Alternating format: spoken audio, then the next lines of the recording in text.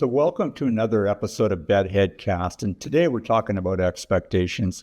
I picked this topic because we live in a society where working hard, you expect to have riches and fame. That's of course our secular capitalism society, and this expectation is unrealistic because there are factors beyond your control. And secondly, are those the best goals to have for riches and fame?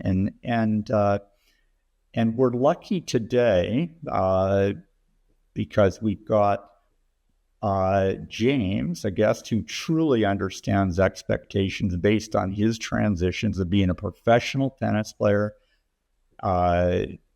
tennis coach, built a program in Phoenix, Arizona, tennis school, and then became a contractor, originally in Phoenix and now here in San Diego, where he built our home. And so welcome, James. Thank you. So, James, tell me about this journey that you've been on, where you learned about expectations, like where I picked you as an expert, which you are after the different things you've been doing. So tell me about that. Well, I mean, I think as a kid through adulthood, whether we realize what expectations are, when it's placed on you, when you place it on yourself, and then realizing when that all takes place. So for me, expectations has always been part of my life. So whether it's, hey, you got to bring good grades home, you're expected to wash the dishes, take out the trash, mow the lawn, so those are, I would say, the formative years, having good behavior, manners towards your elders, etc., to what's expected in society, whether it's, hey, you got to drive your car, you're expected to obey the laws, the traffic signals, to, for me, becoming a professional athlete, the expectation is training right, eating right, showing up on time for your matches, if that's the right way to say it, not letting your partner down because, you did everything right to be ready. And take that all the way to my contracting as a general contractor. Expectations are placed on me every day in terms of what the client's needs are, their wants, maybe sometimes what my subcontractors are expecting in terms of having, hey, James, we need materials on the job site. Right. So everything encompassing. So I think I've gone through the gamut of expectations. So you're describing expectations that you have with yourself, and then also other people, that everybody outside of you, their expectations. Yes. And I wonder if you feel that you sort of maybe matured more, and sort of understood the expectations maybe better than other people because of, like, other than, your peers. So young guys, middle, but as you aged, because of the big transitions. And maybe if you could share with the audience what those were. Well, I think the expectations that, again, that were placed on me, I would say from, wanting to become a professional athlete, is I heard and realized really quickly that whether it was family or friends that wanted me to succeed, but there was always a sense of, was it for their personal gains or was it truly for me? Now, you succeed as a professional athlete, there's a lot of things that comes with it. Whether it's an actual monetary gain, new friends in high places, or just having the opportunity on a lot of different experiences. So I think that's something that I was always aware of. So just by those expectations being there that I was aware of, I put even more pressure on myself to succeed. So it wasn't just, I want to do this for myself.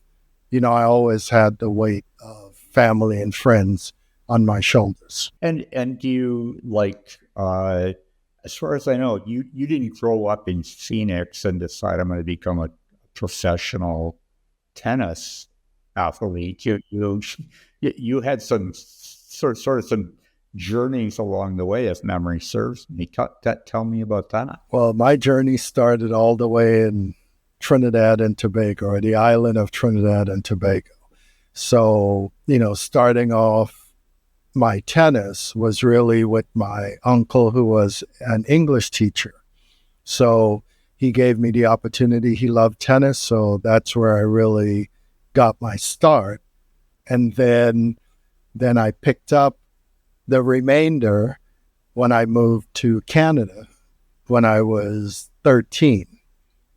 So it continued there, and then then I finished off high school in Southern California, and the rest is history, as they would say. I've been on the road ever since. Yeah, exactly. And I mean, I remember you talking about first arriving in Williams Lake, British Columbia, it's got to be a different environment than Trinidad and Tobago, I'm assuming. Well, it was quite different. So, I mean, in Trinidad, I mean, it was a real mix, a great blend of people. So whether it was Black, Indian, Chinese, a really good mix, white. and then I moved to Williams Lake, and we were the only Black family in town. So it needless to say, the shock value was there. I got it. I understood it.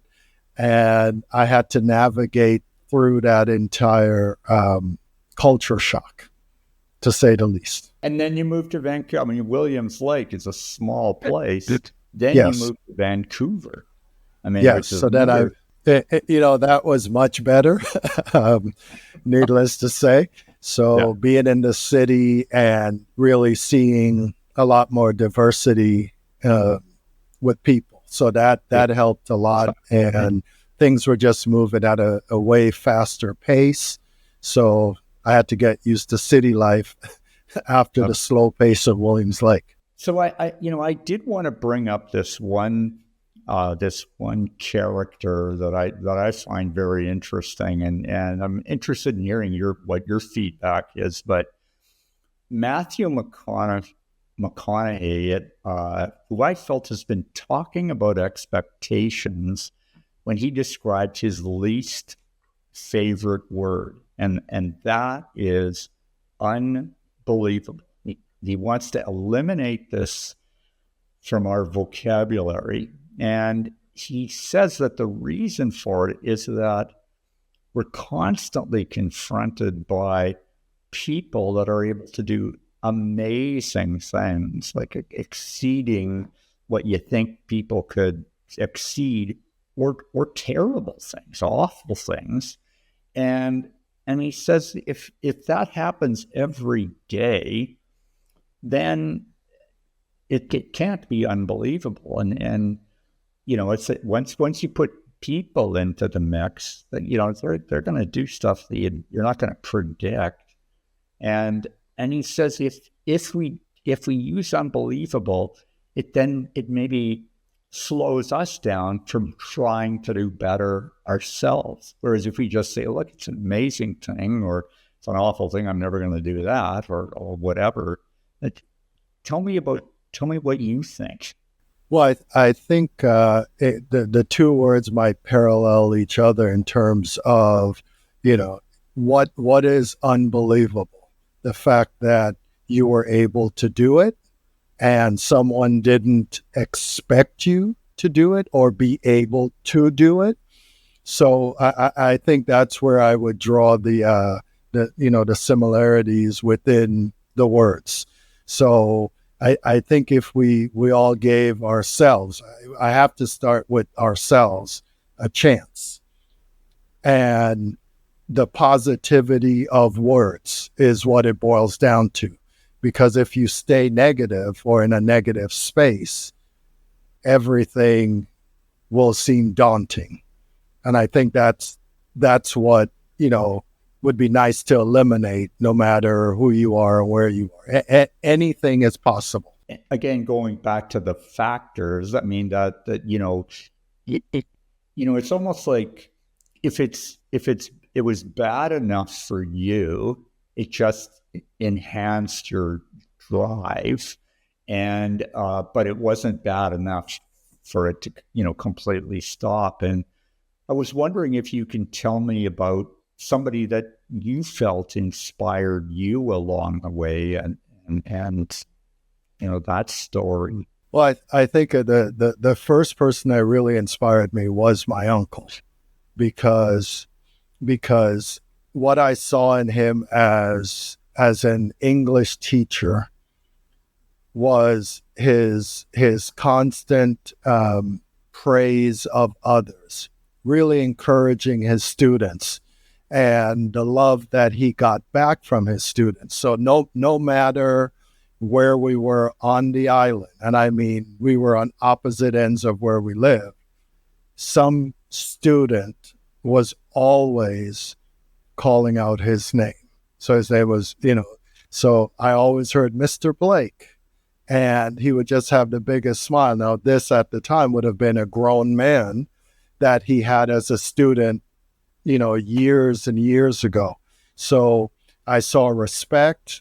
I saw kids and adults, giving him the recognition that he always deserved for the encouragement and setting them on the right path. And they were always appreciative of that. So that's something that I've always wanted for myself, and getting into teaching or dealing with people, I think I saw the way he did it. And that was my mold. Yeah. I mean, that's certainly what, attracted me to you. I mean, it was this where you're being understanding in terms of our friend Lale, our interior designer. I mean, she brought you forward, and you figured out so much stuff, and just sort of the way you behaved with your tradesmen, with or subcontractors. I'll never forget Billy. He's the guy that was crossing the border from Mexico to America, and I've always wanted. I may in fact reach out to him at some point and say, well, there's somebody who's actually on the ground, goes back and forth, and but anyways, all that aside, there was also this other story that you told me that I found very inspirational, and that was that. Do you remember what that was? When you told me that, I was just sort of taken aback by your. Well, I've told you so many stories. So okay. Was this the one with my students when I traveled with them? Yes. Okay. That's the one. I love this story. So it kind of, the story itself, I didn't know was going to unfold almost 30 years later, but here we are, because I think it speaks to, and I don't want to get into the political climate, but part of the story relates to it, but I didn't know it at the time. So I usually took, about 8 to 10 kids to San Francisco every year. There was a really great tournament that we enjoyed going to. And as part of the trip, we always went into Chinatown because I thought it was just a great way to expose the kids to just a different culture. Because in Arizona, there isn't a big, Asian culture where you're going to go get great Asian food. So that was always one of the highlights of the trip. Seeing the Golden Gate Bridge, Alcatraz, that was great. But going to Chinatown was always the highlight. Now there's a street and pictures of an Asian gentleman, and I have to start the story that way, that really didn't resonate with me until a month ago. This is how far the story goes back. I'm listening to NPR, and they were speaking about this guy that, and I believe his name is Wong Kim Ark, and if I'm wrong, you can look it up, but it has to do with the birthright of people in this country. And because he was Asian, he went back to China, and when he tried to come back, they wouldn't let him back because he wasn't American, but he was born here. And so I never knew, the story behind it. And seeing that now that birthright, let's say signatures have been made that would eliminate, so let's say you are Mexican and you were born here, but the document you came illegally, things are happening along those lines. So it was just very interesting that a figure that I saw 30 years ago didn't mean much to me definitely has come full circle. And I the other part of the story that I remember you telling me was how hard, like, he did not roll over. He fought to be in America. Yes. Tell us about that. That blew my mind. I mean, it's just years and years of fighting the system and being put in prison because, you're fighting so hard because of it. But, time really does win out in the end, good and bad. So if you're around long enough and you're fighting for something you believe in, more than likely you will get to see it through. And he was able to get to that point of the government really signing that piece of paper that says, we recognize you as a legal born American. So, and like I said, it still resonates today, but with a whole different host of new people. Wow. Well, yeah, I mean, it sounds like San Francisco's Nelson Mandela. Because a similar story. I mean, he, got into trouble because he wanted to argue for the rights of people, and eventually he won. I mean, it works out, but it does work out. I mean, and to go from that to being president of a country that imprisoned you, it goes that, change can happen, and it happens within people. We're the ones that make things good and bad. Yeah, for sure. Yeah, for sure. Yeah. And so James, I want to thank you for being our guest today on Deadhead Cast. It's been both enjoyable and instructive, and so to wrap up, lastly, please like, subscribe, or tell your friends about Deadhead Cast. And also, if you're interested in sponsoring one of our episodes, connect by DM, and hasta la vista, goodbye, depending on your, au revoir. So thanks, James. All right. Bye. You're welcome. Take care. You're welcome. Thank you. Okay. Bye.